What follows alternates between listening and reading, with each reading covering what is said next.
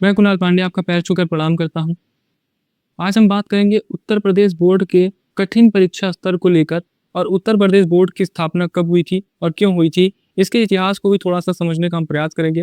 Video शुरू करने से पहले, वीडियो को प्रारंभ करने से पहले हाथ जोड़ के आपसे सविनम्र निवेदन है, इस वीडियो को अंत तक अवश्य ही देखिएगा। 2026 में उत्तर प्रदेश माध्यमिक शिक्षा परिषद अर्थात यूपीएमएसपी अर्थात उत्तर प्रदेश बोर्ड की परीक्षा को लेकर तीव्र आलोचना एवं चर्चा हो रही है। ऐसा क्यों हो रहा है? इसके पीछे मुख्य रूप से 2 कारण बताए जा रहे हैं। प्रथम कारण है परीक्षा का कठिन स्तर और द्वितीय कारण जो बताया जा रहा है, दूसरा कारण जो बताया जा रहा है, वो है परीक्षा के मध्य कम अंतराल। तो चलिए इसको विस्तार से समझते हैं। प्रथम कारण है परीक्षा का कठिन स्तर। कई छात्रों एवं शिक्षकों ने कहा कि प्रश्न पत्र सिलेबस से तो आया था, पाठ्यक्रम से तो आया था, एनसीईआरटी से तो आया था, परंतु अत्यधिक जटिल था, कठिन था। कई छात्रों के अनुसार पेपर की जटिलताएं इतनी थी कि कब 3 घंटे 15 मिनट बीत गए पता नहीं चला और उनके कई प्रश्न छूट भी गए, ऐसा सोशल मीडिया में बताया गया। कौन कौन से विषय कठिन आए थे? तो छात्रों के अनुसार गणित का पेपर कठिन आया था, रसायन विज्ञान का पेपर कठिन आया था, भौतिक विज्ञान का पेपर कठिन आया था और वहीं कुछ छात्रों ने कहा कि अंग्रेजी के भी कुछ सेट कक्षा 12 के जो थे वो कठिन आए थे। द्वितीय कारण जो बताया गया वो था परीक्षा के मध्य कम अंतराल। छात्रों की दूसरी सबसे बड़ी शिकायत थी परीक्षा के मध्य कम अंतराल का होना। देखिए, जब लगातार पेपर रहता है और तैयारी के लिए पूर्ण समय नहीं मिल पाता, तो छात्रों के मस्तिष्क में एक मानसिक दबाव उत्पन्न होता है, मानसिक तनाव उत्पन्न हो जाता है। कई छात्रों एवं शिक्षकों तथा अभिभावकों ने कहा कि यदि पेपर के लिए पर्याप्त समय मिल पाता, तो तैयारी और अच्छी हो सकती थी, अंक और अच्छे प्राप्त हो सकते थे। जब लगातार पेपर होता है, कम अंतराल होता है, तो एक मानसिक तनाव उत्पन्न होता है। इस मानसिक तनाव को चलिए हम समझते हैं। हमारा प्रथम बिंदु है मानसिक दबाव। जब लगातार पेपर होता है और छात्रों को पूर्ण समय नहीं मिल पाता, तो उन्हें लगता है समय की कमी है और वो लगातार पढ़ाई करते हैं, जिससे मानसिक दबाव उत्पन्न हो जाता है। खुशियां घबराहट में बदल जाती हैं और ऐसे में परीक्षा के समय पूर्ण ध्यान एकाग्र नहीं हो पाता। हमारा दूसरा बिंदु है नींद में कमी। जब छात्र को ऐसा लगता है कि पर्याप्त समय नहीं मिला, तो वो लगातार रात को जागकर पढ़ाई करने लगते हैं। ऐसी स्थिति में उनकी नींद पूर्ण नहीं होती, तो शरीर में थकान लगातार बना रहता है और परीक्षा के समय मन नहीं लग पाता, दिमाग भागने लगता है, पढ़ाई उन्हें भारी लगने लगती है और याद करने की क्षमता भी कम हो जाती है, जिसे कहा जाता है याददाश्त में कमी। जिसे परीक्षा के समय में पूर्ण साहस नहीं मिल पाता कि वो परीक्षा को पूर्ण रूप से कर सकें। हमारा तीसरा बिंदु है आत्मविश्वास में कमी। जब छात्र का प्रथम पेपर मान लीजिए खराब हो जाए या कम हो जाए, तो वो छात्र को संभलने का मौका नहीं मिल पाता, क्योंकि 2 से 3 दिन बाद एक पुनः नया पेपर आ गया, तो छात्र संभल नहीं पाता और नए पेपर में वही पुराने पेपर वाला बात सोचने लगता है कि मेरा प्रश्न खराब हो गया, मेरे नंबर कम आ जाएंगे। तो कहीं ना कहीं इसके दूसरे पेपर भी प्रभाव देखने को मिलता है, जो कि गलत है। कई छात्रों के अनुसार गणित का पेपर अत्यधिक कठिन आया था। तो क्या वास्तविकता में गणित का पेपर अत्यधिक कठिन आया था? आधिकारिक विश्लेषकों के अनुसार, आधिकारिक विश्लेषकों ने कहा कि गणित का पेपर अत्यधिक कठिन नहीं आया था, परंतु मध्यम से कठिन स्तर का आया था। अर्थात आधिकारिक विश्लेषक भी इस बात को स्वीकार करते हैं कि गणित का पेपर मध्यम से कठिन स्तर का आया था, अर्थात कठिन तो था, परंतु पूर्ण कठिन उन्होंने स्वीकार नहीं किया। अब गणित के पेपर पर ही चर्चा कर लेते हैं, तो समझते हैं कि उत्तर प्रदेश बोर्ड के इतिहास में सबसे कठिन गणित का पेपर कब आया था। देखिए, उत्तर प्रदेश बोर्ड में सबसे कठिन पेपर कौन सा है, सबसे कठिन प्रश्न पत्र कौन सा है, इसका कोई आधिकारिक डेटा, आधिकारिक विश्लेषण नहीं होता है। तो हम कैसे पता लगाएंगे कि सबसे कठिन कौन सा था? हम छात्रों एवं शिक्षकों के प्रतिक्रिया के आधार पर पता लगाएंगे कि किस वर्ष का गणित का पेपर सबसे कठिन था। तो छात्रों एवं शिक्षकों के अनुसार 2018 का गणित का पेपर कठिन माना गया था और वहीं 2015 का गणित का पेपर भी कठिन माना गया था। 2015 के गणित के पेपर में शिक्षकों के अनुसार अवधारणा आधारित प्रश्न आए थे, जो अत्यधिक कठिन माने गए थे। 2026 में प्रश्न पत्र कठिन आया था, तो कई छात्र संगठनों ने उत्तर प्रदेश बोर्ड से मांग की कि मूल्यांकन में थोड़ी उदारता दिखाई जाए, मूल्यांकन में थोड़ी उदारता बरती जाए। जब मान लीजिए आमतौर पर किसी वर्ष परीक्षा का स्तर कठिन आ जाए, तो उत्तर प्रदेश बोर्ड समेत अन्य बोर्ड क्या करते हैं और कौन सी नीति का प्रयोग करते हैं, चलिए उसको विस्तार से समझते हैं। 3 बिंदु से इसे समझेंगे हम। प्रथम बिंदु है स्टेप मार्किंग। क्या होता है स्टेप मार्किंग? स्टेप मार्किंग की मैं आपको परिभाषा नहीं बताऊंगा, अपितु एक उदाहरण से समझाने का प्रयास करूंगा। मान लीजिए आपके विषय में कोई 5 नंबर का प्रश्न आया था और वो कठिन था, आप नहीं कर पाए, तो जो आप प्रारंभिक स्टेप करते हैं और मान लीजिए गणित का पेपर है तो जो फार्मूला आप अगर सही लगा देते हैं तो आपको पूर्ण अंक मिल सकते हैं, या आपने जितना सही उत्तर किया था आपको उतने अंक मिल जाएंगे। तो स्टेप मार्किंग को आप ऐसा समझ सकते हैं कि कोई कठिन प्रश्न है, कोई भी ऐसा प्रश्न जो आपको नहीं आ रहा है, यदि आप उसका आधा भी सही कर देते हैं तो उतना आपको नंबर मिल जाएगा, उतना आपको नंबर मिल जाएगा। तो स्टेप मार्किंग के छात्रों को पूर्ण लाभ तो नहीं मिल पाते हैं, आधा लाभ आप कर सकते हैं, लेकिन पूर्ण लाभ छात्रों को नहीं मिल पाता। तो पूर्ण लाभ छात्रों को कब मिलता है? तो यहीं से शुरू होता है हमारा दूसरा बिंदु, जिसे कहा जाता है ग्रेस मार्किंग। ग्रेस मार्किंग क्या होता है? ग्रेस मार्किंग विशेष परिस्थितियों में दिया जाता है। बोर्ड हर बार ग्रेस मार्किंग नहीं देते हैं, विशेष परिस्थितियों में दिए जाते हैं। विशेष परिस्थिति में कब बोर्ड देता है? मान लीजिए प्रश्न पत्र गलत छप गया, या पेपर लीक हो गया, या किसी विषय में लाखों छात्रों के, हजारों छात्रों के कम अंक आ रहे हैं, तो ग्रेस मार्क बोर्ड के द्वारा दिया जाता है। ग्रेस मार्किंग में छात्रों के अंक बढ़ा दिए जाते हैं, जिससे छात्रों के मूल्यांकन में कोई क्षति नहीं होती है। ग्रेस मार्किंग के छात्रों को पूर्ण लाभ मिलते हैं। हमारा तीसरा बिंदु है उदार मूल्यांकन। उदार मूल्यांकन को मैं आपको दो तरीकों से बताऊंगा। पहला तरीका, मान लीजिए जो परीक्षक है जो आपकी बोर्ड कॉपी को जांच रहे हैं, उत्तर पुस्तिका को जांच रहे हैं, वो स्वयं से थोड़ा उदारता बरत दें, अर्थात 5 अंकों का प्रश्न है तो वो 3 दे दें, 2 दे दें, 4 दे दें। ये परीक्षक पर निर्भर करता है। मान लीजिए कोई दिल से अच्छा परीक्षक है तो वो नंबर आपको दे सकते हैं, परंतु ऐसा सदैव नहीं होता है। दूसरा तरीका है कि जब आमतौर पर किसी वर्ष परीक्षा का स्तर कठिन आ जाता है तो परीक्षकों को बोर्ड के द्वारा निर्देश दिया जाता है कि छोटे गलतियों पर छात्रों के अंक ना काटे जाएं, क्योंकि परीक्षा का स्तर पहले से कठिन है, छात्र के अंक हो सकते हैं कम आए। यदि छोटी गलतियों पे भी काट दिए जाएंगे अंक तो उनके और अंक कम आ सकते हैं, इसलिए बोर्ड निर्देश देता है परीक्षकों को पहले से ही। तो ये 3 नीतियों का प्रयोग जो है वो बोर्ड करता है। कहीं कहीं पर जो बोर्ड है वो मॉडरेशन प्रणाली नीति को लागू करते हैं। मॉडरेशन प्रणाली क्या होता है? हमारा चौथा बिंदु है। ये ग्रेस मार्किंग जैसा ही है।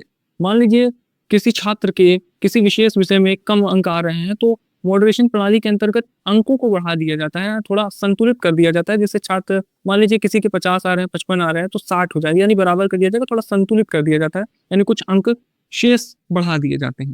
इसी को कहा जाता है मॉडरेशन प्रणाली। जब आमतौर पर किसी वर्ष परीक्षा का स्तर कठिन हो जाता है तो छात्रों के अंक कम आने की संभावना बढ़ जाती है। ऐसा क्यों होता है?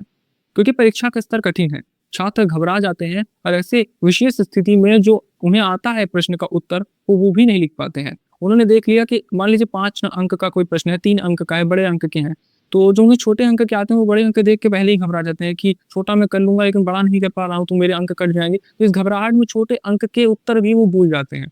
तो ये घबराहट से आपको थोड़ा बचना चाहिए, घबराहट नहीं करना चाहिए। जो आपको आ रहा है उसे लिखना चाहिए, जो नहीं आ रहा है उसमें अगर आपको थोड़ा बहुत भी कुछ आ रहा है तो आप लिख दीजिए, लेकिन घबराइए मत, क्योंकि घबराहट से वो जो परफॉर्मेंस होती है वो डगमगा जाती है और इससे समस्या उत्पन्न हो जाती है। तो आपको घबराना नहीं चाहिए, हर स्थिति का डटकर सामना करना चाहिए और अपने मन को और मस्तिष्क को संतुलित रखना चाहिए।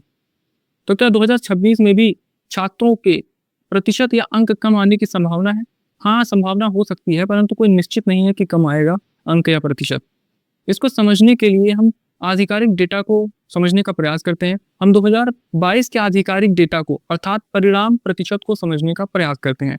अब आप पूछेंगे परिणाम प्रतिशत क्या होता है? परिणाम प्रतिशत का मतलब होता है कि 2022 का ही उदाहरण लेना है तो 2022 में कितने छात्र पास हुए। मान लीजिए लाखों छात्र जा रहे हैं तो लाखों छात्रों में कितने लाख छात्र पास हो गए हैं, उस मतलब उसका परिणाम प्रतिशत हो जाएगा, और कितने फेल हो गए हैं उसका परिणाम प्रतिशत हो जाएगा। यानी कि पास और फेल के प्रतिशत को मिलाकर कहा जाता है परिणाम प्रतिशत।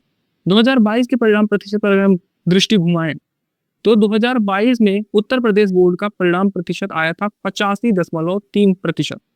85.3% आया है, तो शेष जो है वो छात्र फेल के अंतर्गत आए हैं। 2023 में 75.5% परिणाम प्रतिशत हमें देखने को मिला, जो कि 2022 के विपरीत था। 2024 में जो परिणाम प्रतिशत हमें देखने को मिला वो मिला 82.6%, जो कि 2023 और 2022 दोनों के विपरीत था। इससे पता चलता है, इस आधिकारिक डेटा से पता चलता है कि हर साल उत्तर प्रदेश बोर्ड का परिणाम प्रतिशत विपरीत होता है, विभिन्न होता है, अर्थात अलग होता है। तो इससे पता चलता है कि 2026 का भी परिणाम प्रतिशत विपरीत ही होगा।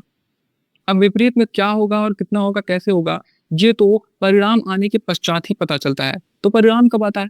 परिणाम आमतौर पर उत्तर प्रदेश बोर्ड का अप्रैल के अंत तक आ जाता है। यदि आप में से कोई इच्छुक हो तो अपना कक्षा 10 या कक्षा 12 का रोल नंबर अर्थात अनुक्रमांक मुझे बता दीजिएगा। तो चलिए मिलकर खुशियां बांटते हैं, खुशियां मनाते हैं। आप अपना रोल नंबर कमेंट में बता दीजिएगा। उत्तर प्रदेश बोर्ड की कॉपी चेकिंग प्रक्रिया कैसी होती है, इसको थोड़ा गौर से समझना है।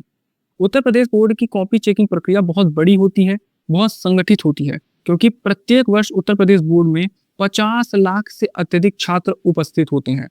3 करोड़ से अत्यधिक उत्तर पुस्तिकाओं को जांचा जाता है, उनकी समीक्षा होती है और उनको जांचने के लिए यानी उत्तर पुस्तिकाओं की समीक्षा करने के लिए प्रत्येक वर्ष उत्तर प्रदेश बोर्ड में 1 से 1.5 लाख परीक्षकों की नियुक्ति की जाती है।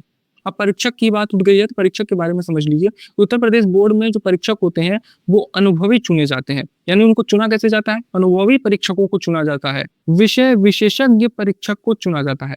विषय विशेषज्ञ परीक्षक का अर्थ होता है कि विषय में मतलब अपने अपने विषय में पारंगत हूँ, निपुण हूँ, दक्ष हूँ, और ये परीक्षक मान्यता प्राप्त स्कूल के होते हैं या सरकारी स्कूल के होते हैं। उत्तर प्रदेश बोर्ड में सैकड़ों मूल्यांकन केंद्र प्रत्येक वर्ष बनाए जाते हैं। मूल्यांकन केंद्र में याद रखिएगा कि सीसीटीवी कैमरा लगा जाता है और परीक्षकों को फोन अंदर ले जाना मना होता है। इसकी मनाही होती है ताकि जांच जो है वो निष्पक्ष तरीके से हो सके, पूर्ण विश्वसनीय तरीकों से हो सके। क्या छात्र अपने बोर्ड कॉपी को देख सकते हैं? क्या छात्र अपने बोर्ड कॉपी को चेक करा सकते हैं पुनः यदि अंक कम आ गए हैं? हाँ, इसको समझते हैं। देखिए, कॉपी देखना और कॉपी को पुनः चेक कराना दोनों में अंतर है। पहले क्या होता था, कॉपी को देख नहीं सकते थे, कॉपी को पुनः चेक कराया जा सकता था, उसकी समीक्षा कराई जा सकती थी, जिसे कहा जाता है रीचेकिंग प्रोसेस, अर्थात रीचेकिंग कराई जा सकती थी। परंतु एक कानून आया जिसे कहा जाता है आरटीआई एक्ट 2025। तो आरटीआई एक्ट 2025 के अंतर्गत कई बोर्डों ने अब छात्रों को अपनी कॉपी केवल देखने के लिए, चेक कराने के लिए नहीं, केवल देखने की अनुमति दे दी है। अब बोर्ड को यह उपलब्ध करानी पड़ती है, अर्थात अब आप अपनी कॉपी को देख सकते हैं कि अंक आया कैसे, मेरी गलती क्या थी। उत्तर प्रदेश बोर्ड में क्या प्रक्रिया होती है पुनः कॉपी को देखने की? तो देखिए, निर्धारित शुल्क आपको जमा करना पड़ता है और इसके पश्चात बोर्ड आपकी कॉपी को उपलब्ध कराती है। मेरा मानिएगा, यदि आप रीचेकिंग करा रहे हैं, पुनः कॉपी का अवलोकन करा रहे हैं, उसको फिर से समीक्षा करा रहे हैं, तो आप जब पूर्ण कॉन्फिडेंस हो, आपके यदि आत्मविश्वास है तो ही आप चेक कराइएगा, क्योंकि कई बार हमेशा देखा जाता है कि छात्र के अंक बढ़ने के बजाय रीचेकिंग में घट जाते हैं। यदि आप आत्मविश्वास है आपके अंदर, क्योंकि पेपर आपने लिखा है तो आप जानते होंगे कि मेरा क्या सही था, कहाँ सही था, क्या गलती मैंने की। यदि आपको लगता है, आप पूर्ण आत्मविश्वास में है कि मैंने सही लिखा है, तो आप रीचेकिंग अवश्य ही कराइएगा। यदि आप में आत्मविश्वास नहीं है, आत्मविश्वास डगमगा रहा है, तो आप मत कराइएगा, क्योंकि बढ़ेगा नहीं अपितु घट जाएगा, तो कोई लाभ नहीं होगा रीचेकिंग का। आप समझते हैं कि क्या टॉपर्स की कॉपी दोबारा जांची जाती है? तो चलिए समझते हैं। टॉपर्स की कॉपी को दोबारा जांचा जाता है। ऐसा क्यों किया जाता है? ऐसा इसलिए किया जाता है ताकि अंकों की पूर्ण विश्वसनीयता बनी रहे। इसको 2 बिंदु से समझते हैं। पहला है गलत अंक देने से रोकना, अर्थात जब कोई छात्र टॉपर बनता है, बहुत ज्यादा अंक प्राप्त करता है, तो बोर्ड यह सुनिश्चित करता है कि वो छात्र उतना योग्य है, इसलिए विशेष रूप से उसकी कॉपी जांची जाती है। दूसरा बिंदु है नकली टॉपर्स को रोकना। कई बार ऐसा देखा गया कुछ मामलों में कि फर्जी तरीके से, गलत तरीके से टॉपर्स को जो है वो चुना जाता था, इसलिए पूर्ण विश्वसनीयता बनी रहे, कॉपी चेक की जाती है। तो सत्यापन की प्रक्रिया कैसी होती है टॉपर्स के? 2 तरीके होते हैं, इसमें भी 2 तरीकों को समझते हैं। पहला तरीका है कि कॉपी दोबारा जांच दी जाती है और दूसरा तरीका है इंटरव्यू, अर्थात साक्षात्कार। उनसे महत्वपूर्ण प्रश्न पूछा जा सकता है, प्रश्न पत्र से संबंधित प्रश्न पूछा जा सकता है, परंतु मैं आपको बता दूं इंटरव्यू कम होता है। अधिकतर मामलों में क्या होता है कि कॉपी दोबारा जांच ली जाती है और इससे सुनिश्चित हो जाता है। तो क्या आम छात्र टॉपर्स की कॉपी देख सकते हैं? हाँ, आम छात्र के लिए जो है वो बोर्ड कई बार जो है वो टॉपर्स की कॉपी को दिखाते हैं, परंतु प्रत्येक वर्ष नहीं दिखाते। गोपनीयता के कारण टॉपर्स की कॉपी को सुरक्षित रखा जाता है। बोर्ड कुछ विशेष परिस्थितियों में छात्रों को दिखाने के लिए कि प्रेजेंटेशन कैसे तैयार किया जाए, लिखा कैसे जाए, हेडिंग कैसे बनाई जाए, उत्तर कितना सुंदर लिखना है, इसके लिए बोर्ड दिखा देते हैं, परंतु प्रत्येक वर्ष नहीं। क्या उत्तर प्रदेश बोर्ड के इतिहास में किसी छात्र के 100% अंक आए हैं? कक्षा 10 हो, कक्षा 12 हो? तो मैं आपको बता दूं कि 100% अंक पाने का अर्थ है कि कक्षा 10 के अगर मैं मान लूं तो 6 विषय होते हैं, तो 6 के 6 विषयों में 100 अंक प्राप्त करना, अर्थात 600 अंक प्राप्त कर लेना। और कक्षा 12 की बात करें तो 500 अंक होते हैं, अर्थात सभी विषयों में, 5 विषयों में 500 अंक प्राप्त कर लेना, जो कि बहुत मुश्किल होता है, क्योंकि उत्तर प्रदेश बोर्ड में बहुविकल्पीय से अत्यधिक प्रश्न जो है वो वर्णनात्मक प्रश्न आता है, लिखने के लिए, पूर्ण रूप से समझाने के लिए प्रश्न आता है। और ऐसे स्थिति में राइटिंग से नंबर कटना या इधर उधर नंबर कटना आम सी बात होती है। 2 से 3 नंबर तो कटते ही कटते हैं। हो सकता है 1-2 विषय में 100 अंक आ जाए, लेकिन सभी में आ जाए ये अचरज कर देने वाली बात है, ऐसा नहीं होता। अर्थात उत्तर प्रदेश बोर्ड के इतिहास में किसी भी छात्र के 100% अंक नहीं आए हैं। उत्तर प्रदेश बोर्ड के इतिहास में 99% अंक लाना भी बहुत मुश्किल होता है। छात्र अर्थात टॉपर्स 95% से लेकर 98% अंक तक ही सीमित रहते हैं। वहीं बात करें सीबीएसई बोर्ड की, सीबीएसई बोर्ड का मैं फुल फॉर्म आपको बता देता हूँ, विस्तारित नाम मैं आपको बता देता हूँ, पूर्ण नाम central board of Secondary education. नाम से पता चल रहा होगा सेकेंडरी एजुकेशन अर्थात भारत में द्वितीयक स्तर पर, दूसरे स्तर पर जो सर्वाधिक लोकप्रिय शिक्षा है, शैक्षणिक संस्था है, वो सीबीएसई है। सीबीएसई में छात्रों के 99% अंक आ जाना सामान्य माना जाता है। कई बार देखा गया है कि छात्र के 99% अंक भी आए हैं सीबीएसई में। उत्तर प्रदेश बोर्ड में टॉप करना बहुत बड़ी उपलब्धि माना जाता है, क्योंकि उत्तर प्रदेश बोर्ड में वर्णनात्मक प्रश्न होते हैं जो अत्यधिक कठिन माने जाते हैं। उत्तर प्रदेश बोर्ड को कठिन बोर्डों में एक माना जाता है। उत्तर प्रदेश बोर्ड एशिया के शैक्षणिक संस्थाओं में भी महत्वपूर्ण है। कोई भारत में ही नहीं, एशिया के स्तर पर बहुत महत्वपूर्ण है उत्तर प्रदेश बोर्ड। टॉपर्स की चर्चा की है तो 2025 में कौन टॉप करते हैं कक्षा 10 में, हम उनकी चर्चा कर लेते हैं। यश प्रताप सिंह ने टॉप किया था। यश प्रताप सिंह ने 600 में 587 अंक प्राप्त किए थे। अब आप मुझे प्रतिशत बता दीजिए, यदि कोई 600 में 587 अंक प्राप्त कर रहा है तो प्रतिशत क्या होगा? प्रतिशत होगा 97.8%। अर्थात हमारे भाई यश प्रताप सिंह ने 97.8% प्राप्त करके अपना नाम रोशन किया, अपने घर वालों का नाम रोशन किया और उत्तर प्रदेश का नाम रोशन किया। हम कक्षा 12वीं की बात करें तो हमारी बहन महक जायसवाल ने टॉप किया था। उन्होंने 97.2% अंक प्राप्त किए थे और उत्तर प्रदेश राज्य में प्रथम स्थान, प्रथम श्रेणी को प्राप्त किया था। महक जायसवाल प्रयागराज से संबंधित थी, अर्थात आप कह सकते हैं कि 2025 में कक्षा 12 में प्रयागराज से जो है वो छात्रा निकली थी। प्रयागराज ने कहीं कहीं एक छात्रा को दिया था। उत्तर प्रदेश में 1 से लेकर 10 मेधावी छात्र टॉपर्स की श्रेणी में आते हैं, जो अपने आप में बड़ी बात होती है। उत्तर प्रदेश बोर्ड के अतिरिक्त भारत में कौन कौन से बोर्ड हैं जो बहुत कठिन माने जाते हैं? तो अभी हमने चर्चा की सीबीएसई। सीबीएसई के अतिरिक्त आईसीएसई को भी कठिन माना जाता है और आईएससी को भी कठिन माना जाता है। वहीं बिहार बोर्ड को भी अत्यधिक कठिन माना जाता है। बिहार बोर्ड का पूरा नाम क्या है? इसका पूर्ण नाम क्या है? वो है बीएससी। बीएससी का पूरा नाम है बिहार स्कूल एग्जामिनेशन बोर्ड। और अगर कठिन बोर्ड के बारे में बात करें तो पश्चिम बंगाल बोर्ड को भी कठिन माना जाता है। वेस्ट बंगाल बोर्ड को भी कठिन माना जाता है। वेस्ट बंगाल बोर्ड का पूरा नाम क्या है? West Bengal Council of Secondary Education Board Paschim Bengal board का पूरा आधिकारिक नाम है। अब चर्चा करते हैं कि उत्तर प्रदेश बोर्ड की स्थापना कब हुई थी। उत्तर प्रदेश बोर्ड की स्थापना सन 1921 में हुआ था। उत्तर प्रदेश बोर्ड की स्थापना प्रयागराज विश्वविद्यालय के प्रशासनिक ढांचे के शैक्षणिक सुधारों के दौरान हुआ था। उत्तर प्रदेश बोर्ड की प्रथम सार्वजनिक हाई स्कूल एवं इंटरमीडिएट की परीक्षा किस सत्र में हुई थी? तो उत्तर प्रदेश बोर्ड की प्रथम सार्वजनिक हाई स्कूल एवं इंटरमीडिएट की परीक्षा सत्र 1923 में आयोजित किया गया था, जिसमें आप जानकर हैरान हो जाएंगे हजारों छात्रों ने ही भाग लिया था, हजारों छात्र उपस्थित हुए थे। उत्तर प्रदेश बोर्ड की स्थापना क्यों की गई थी? इसको 3 तरीके से समझते हैं, 3 बिंदु। संपूर्ण उत्तर प्रदेश में एक समान पाठ्यक्रम को लागू करना, संपूर्ण उत्तर प्रदेश में एक समान परीक्षा प्रणाली को लागू करना। हमारा दूसरा बिंदु है संपूर्ण उत्तर प्रदेश में राज्य स्तरीय प्रमाण पत्र को लागू करना। तीसरा बिंदु है उत्तर प्रदेश में माध्यमिक शिक्षा को लागू करना, व्यवस्थित करना। माध्यमिक शिक्षा अर्थात कक्षा 10-12 को पूर्ण रूप से व्यवस्थित करना। तो इस प्रकार हमने उत्तर प्रदेश बोर्ड के कठिन परीक्षा स्तर को लेकर भी चर्चा कर ली है और इसके पश्चात हमने उत्तर प्रदेश बोर्ड की स्थापना कब हुई थी, क्यों हुई थी, इस पर भी चर्चा कर ली है। इस वीडियो पर लक्ष्य निर्धारित करते हैं 10,000 लाइक्स का। यदि आप इस वीडियो से संतुष्ट हैं, प्रसन्न हैं, तो कृपया करके 10,000 लाइक्स कर दीजिएगा। यदि आपकी इच्छा हो तो आप अपने उत्तम कार्यों में संलग्न रहें, स्वस्थ रहें, प्रसन्न रहें और माँ भवानी आप पर अपनी कृपा दृष्टि बना कर रखें।